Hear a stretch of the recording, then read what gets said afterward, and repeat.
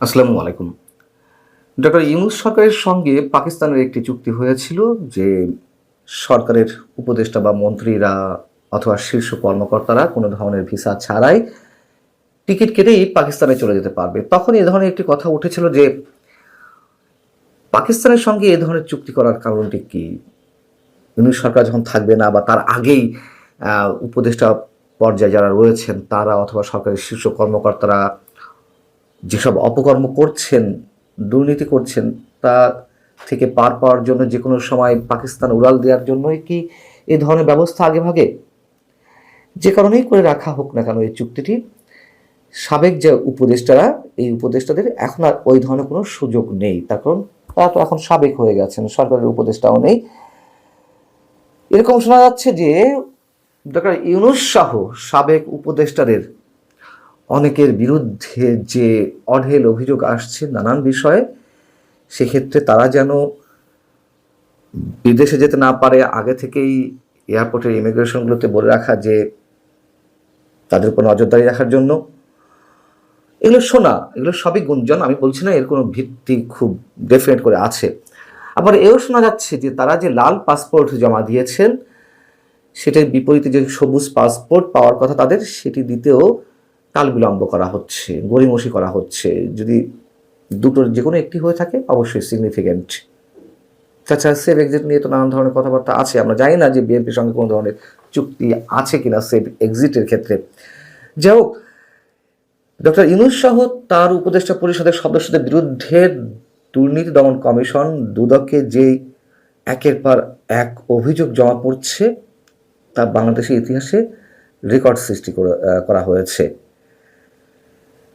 এক সপ্তাহের মধ্যে এই উপদেষ্টাদের বিরুদ্ধে অসংখ্য অসংখ্য লিখিত অভিযোগ জমা পড়েছে, কোনো কোনো ক্ষেত্রে দৃষ্টান্ত স্থাপন করা হয়েছে, বিভিন্ন দুর্নীতির ঘটনা বা চিত্র তুলে ধরা হয়েছে। দুদকের কর্মকর্তারা বলছেন যে যে হারে অভিযোগ আসছে তাতে মনে হচ্ছে এটি অনেক বড় একটি রেকর্ড করা হতে যাচ্ছে। এবং যারা অভিযোগ করেছেন এর মধ্যে অধিকাংশই খুব স্বাভাবিকভাবেই নাম ঠিকানা ইউজ করেননি, আবার কোনো কোনো ক্ষেত্রে তাদের নাম ঠিকানা উল্লেখ রয়েছে। এটি অনেক গুরুত্বপূর্ণ একটি বিষয়। কার কি ধরনের অভিযোগ, যেহেতু অনেক অভিযোগ সব তো বলা সম্ভব নয়। যেমন সাবেক প্রধান উপদেষ্টা ডক্টর মোহাম্মদ ইউনূস, তিনি যে বিদেশে অর্থ পাচার করেছেন এরকম একাধিক অভিযোগ রয়েছে। তিনি কিভাবে নিজের নামে একটি ট্রাস্ট করে গ্রামীণ কল্যাণ এবং গ্রামীণ টেলিকম অর্থ আত্মসাৎ করেছেন তার বিবরণ তুলে ধরা হয়েছে। এবং এসব অভিযোগে বলা হচ্ছে যে আয়কর ফাঁকি এবং অর্থ আত্মসাতের জন্যই এই গ্রামীণ টেলিকম বা গ্রামীণ কল্যাণ থেকে গ্রামীণ ট্রাস্ট গড়ে তোলেন ডক্টর মোহাম্মদ ইউনূস। ডক্টর আসিফ নজরুল, আমাদের মহামান্য সাবেক আইন উপদেষ্টা, তার বিরুদ্ধে দুর্নীতি এবং অর্থ পাচারের অসংখ্য অভিযোগের মধ্যে জমা পড়েছে দুদকে। মামলা বাণিজ্য, জামিন বাণিজ্য, বিচারক পদায়নের ক্ষেত্রে আরও অন্যান্য বিষয়ে তার যে ব্যাপক দুর্নীতি সেইগুলো দুদকের ফাইলপত্র ঘাটলেই বোঝা যাবে, অথবা যেসব অভিযোগ সেখানে জমা পড়ছে।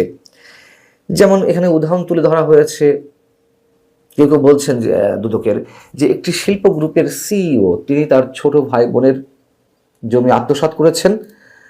তার বোন যে তার বিরুদ্ধে মামলা করেছে সেই মামলায় পিবিআই সেই মামলাটি তদন্ত করছে এবং তারা জালিয়াতির প্রমাণ পেয়েছে, আসামির বিরুদ্ধে গ্রেপ্তারি পরোয়ানা জারি করা হয়েছে। কিন্তু আসিফ নজরুল নাকি 20 কোটি টাকার বিনিময়ে সেই যে শিল্প গ্রুপের সিইও তাকে, মানে তিনি আটক হওয়ার পর তার জামিনের ব্যবস্থা করে দিয়েছেন। গান বাংলা টেলিভিশন আমাদের সংস্কৃতির 12টা বাজিয়ে দিয়েছে, আপনারা জানেন। সেই গান বাংলা টেলিভিশনের সিইও বা চেয়ারম্যান মিস্টার তাপস, উনি জেলে ছিলেন। আমি যখন কেরানীগঞ্জ জেলে ছিলাম উনিও ওই জেলে ছিলেন। তারপর কোনো এক সময় অস্বাভাবিক গতিতে তিনি জামিন পেয়ে গেলেন। তার জামিনের ক্ষেত্রে নাকি ব্যাপক অঙ্কের টাকা দেওয়া লেগেছে ডক্টর আসিফ নজরুলকে।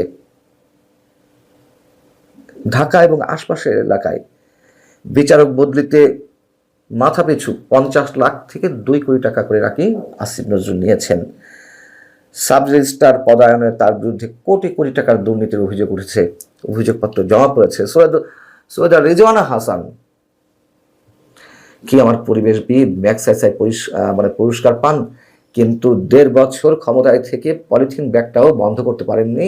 অন্যান্য পরিবেশ দূষণের কথা তো বাদই দিলাম। যাই হোক, সেই রিজওয়ান হাসানের বড় বড় কথা আমরা প্রতিদিন শুনেছি। একাধিক প্রকল্প থেকে অর্থ আত্মসাতের অভিযোগ উঠেছে তার বিরুদ্ধে। অন্যের সম্পত্তি মানে জবরদখল করে নিয়েছেন, সেই অভিযোগপত্র জমা পড়েছে। তার স্বামী আওয়ামী লীগ সরকারের সাবেক বিদ্যুৎ প্রতিমন্ত্রী নসরুল হামিদের সম্পত্তি রক্ষণাবেক্ষণের দায়িত্বে এখনো পর্যন্ত আছেন, সেই অভিযোগও জমা পড়েছে। আরেকজন ব্যক্তির সাবেক সচিব, এই ব্যক্তিটাকে আমি ভালো মনে করতাম পার্সোনাল জায়গা থেকে, তিনি মোহাম্মদ ফাউজুল কবির খান। তিনি নাকি সামিট গ্রুপের কাছ থেকে বিপুল পরিমাণ অর্থ হাতিয়ে নিয়েছেন নানান কায়দায়। বেসরকারি বিভিন্ন বিদ্যুৎ কোম্পানির সঙ্গে অবৈধ লেনদেনের মাধ্যমে তিনি কোটি কোটি টাকা কামিয়ে নিয়েছেন। স্বাস্থ্য উপদেষ্টা নূরজাহান বেগম, তার কথা আর কি বলবো, তিনি ডক্টর মোহাম্মদ ইউনূসের খুবই আস্থাভাজন ছিলেন। গ্রামীণ ব্যাংকের শুরু থেকে তিনি ছিলেন, হয়তো একটা পর্যায়ে মহাব্যবস্থাপকের বা উপব্যবস্থাপনা পরিচালকের দায়িত্ব পেয়েছিলেন। তাকে উপদেষ্টা পরিষদের সদস্য করা হলো। তার বিরুদ্ধে তো অভিযোগের শেষ নেই। মানে এই 1.5 বছর ধরে তিনি শুধু ঘুমিয়েছেন। তার সহ তার এপিএস এর বিরুদ্ধে দুর্নীতির অভিযোগ নতুন কিছু নয়। কয়েকদিন আগেও আমি আপনাদের জানিয়েছি যে সরকারের শেষ সময়ে এসে একনেকে যে 13,000 কোটি টাকার একটি প্রকল্পর প্রস্তাব দেওয়া হলো, স্বাস্থ্য মন্ত্রণালয়ের পুষ্টি সংক্রান্ত একটি প্রকল্পে। অস্বাভাবিক সব জিনিসপত্র দেখে একনেক বৈঠকে ওইখান থেকে 4,000 কোটি টাকায় এক কলমে ঘষাতে কমিয়ে ফেলা হয়েছে। তারপরেও সেই 9,000 কোটি টাকার যে 6 নয়, সেই বিষয়ে আমি আপনাদের জানিয়েছি। টেন্ডার জালিয়াতি, হাসপাতালের কেনাকাটায় অনিয়ম এবং অন্যান্য আরও অনেক বিষয়ে দুর্নীতির অনেক অভিযোগপত্র পড়েছে তার বিরুদ্ধে। আসিফ মাহমুদ সজীব ভুঁইয়া 1,000 কোটি টাকার মালিক ন্যূনতম, আমার মনে হয় এটিও কম। কারণ এর আগে তার বিরুদ্ধে আরও অনেক বেশি অর্থের যে তিনি ব্যবস্থা করে ফেলেছেন বা দুর্নীতি করেছেন, সে বিষয়ে অভিযোগগুলো অনেক পুরনো। যাই হোক, কেউ অভিযোগ করছে যে তিনি ন্যূনতম 1,000 কোটি টাকার মালিক, এবং এইসব টাকা কোথায় রাখা হয়েছে, তিনি বিদেশে পাচার করেছেন অথবা বিটকয়েনে টাকা রেখেছেন। এই অভিযোগগুলো অনেক পুরনো। আমরা সেগুলোতে প্রথম দিকে আমল দেওয়ার চেষ্টা করিনি, অথবা কেউ বিশ্বাস করলেও প্রকাশ্যে মুখ খোলার সাহস অনেকেই পাননি। এই আসিফ মাহমুদ 50 লাখের নিচে ছন্নি কখনো ঘুষ নেওয়ার ক্ষেত্রে, এরকম কথাও রয়েছে। সাবেক ছাত্র উপদেষ্টা, এবং যারা অভিযোগ করেছেন তার বিরুদ্ধে তাদের নাম ঠিকানা কিন্তু অভিযোগপত্রে উল্লেখ রয়েছে, অথবা একেবারে যে ভুয়া অভিযোগ এটি মনে করার কোনো কারণ নেই। আরেক সাবেক ছাত্র উপদেষ্টা মাহফুজ আলম, তিনি টেলিভিশনের লাইসেন্স দিয়ে তিনি মোটা অঙ্কের টাকা হাতিয়ে নিয়েছেন। এবং দুদক যেটি বলছে যে যেসব অভিযোগ পাওয়া গেছে, এই অভিযোগগুলো যদি প্রাথমিক সত্যতা পাওয়া যায় তাহলে তাদের বিরুদ্ধে ব্যবস্থা নেওয়া হবে। কী ব্যবস্থা নেওয়া হবে আমরা জানি না। ট্রান্সপারেন্সি ইন্টারন্যাশনাল বাংলাদেশ টিআইবি নির্বাহী পরিচালক ডক্টর ইফতিখারুজ্জামান, তার বক্তব্য হচ্ছে যে আগেও আমরা দেখেছি যারা সরকারে থাকে তাদের বিরুদ্ধে দুদক কোনো পদক্ষেপ নেয় না, এখনও তেমন ধারাবাহিকতা রয়েছে। অর্থাৎ 1.5 বছর বহাল তবিয়তে ছিল, সেই অবস্থায় দুদক নাকে তেল দিয়ে ঘুমিয়েছে।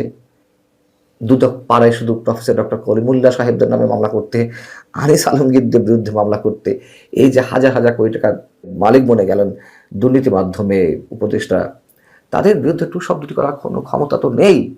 একটা ফালতু প্রতিষ্ঠানে পরিণত হয়েছে দুদক। এই প্রতিষ্ঠানটি কেন আমার রাখা হয়েছে, মানুষের বিস্ময়কর একটি প্রশ্ন।